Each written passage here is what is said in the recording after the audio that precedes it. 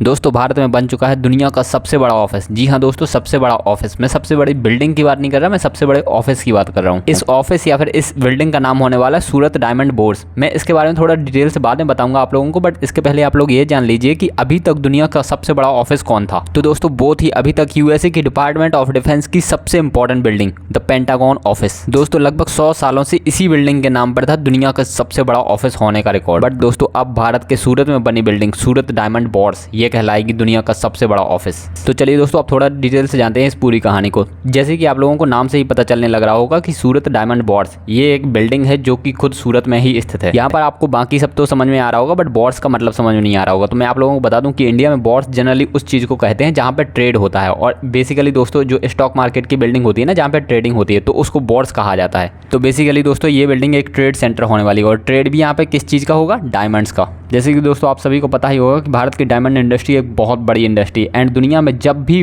Diamond बिकता है तो उनमें से 15 में से 14 डायमंड्स जो हैं वो भारत से ही पॉलिश हो करके जाते हैं। क्योंकि दोस्तों आप लोगों को पता होना चाहिए डायमंड बेसिकली इंडिया में बनता तो है नहीं है, और ना ही इंडिया में निकाला जाता है। बट बेसिकली दोस्तों क्या होता है कि ज़्यादातर डायमंड्स दुनिया के रसिया या फिर अफ्रीकन देशों से पाया जाता है, और वहाँ से जो डायमंड है वो आता है इंडिया में। ठीक है, वो कच्चा डायमंड जो होता है वो आता है इंडिया में, और फिर इंडिया के जो स्किलफुल इंडिविजुअल्स हैं या फिर स्किलफुल जो लेबर्स हैं वो क्या करते हैं, डायमंड्स को प्रॉपर तरीके से कटिंग करते हैं, प्रॉपर तरीके से शेप देते हैं, और उसके बाद प्रॉपर तरीके से पॉलिश करते हैं, जिसके बाद ये पूरा डायमंड जाता है वापस से उन्हीं कंट्रीज में, और उसके बाद वो यूरोपियन शोरूम्स में भी जाते हैं, जिसके बाद वो शो कर पाते हैं। और दोस्तों आप लोग समझ पा रहे होंगे कि डायमंड्स कितने महंगे होते हैं। तो भारत में वो आते हैं, फिर भारत से जाते हैं, तो यहाँ पे बहुत सारे जो डीलर्स हैं जो काम करते हैं ये इस डायमंड इंडस्ट्री में। तो दोस्तों बेसिकली जो डीलर्स हैं उन लोगों को एक बहुत इंपॉर्टेंट ऑफिस चाहिए पड़ता है, क्योंकि वहाँ पर लाखों करोड़ों की डील हो रही होती है, और हर मिनट हर सेकंड यहाँ से एक्सपोर्ट हो रहे होते हैं बहुत सारे डायमंड्स, एंड इंपोर्ट हो रहे होते हैं बहुत सारे डायमंड्स। तो दोस्तों डायमंड ट्रेडर्स की बहुत अच्छे से मीटिंग हो सके, तो इस वजह से एक दोस्तों प्रॉपर तरीके से बिल्डिंग बना दी गई है कि इस बिल्डिंग में ये जो डायमंड ट्रेडर्स हैं ये अपने अपने ऑफिस बाई करेंगे, रेंट पर लेंगे, और उसके बाद उन्हीं ऑफिस का यूज करेंगे वो। और दोस्तों ये सूरत में ही क्यों बनाई गई है? तो सबसे ज़्यादा दोस्तों सूरत में ही काम होता है डायमंड की पॉलिशिंग का और डायमंड की कटिंग का। अब दोस्तों आप ये जरूर सोच सकते हैं कि इसके पहले इंडिया में कोई डायमंड बोर्ड्स नहीं था क्या? तो मैं आप लोगों को बता दूं कि वर्ल्ड का सबसे बड़ा डायमंड बोर्ड्स पहले भी इंडिया में ही था, जो कि था मुंबई में।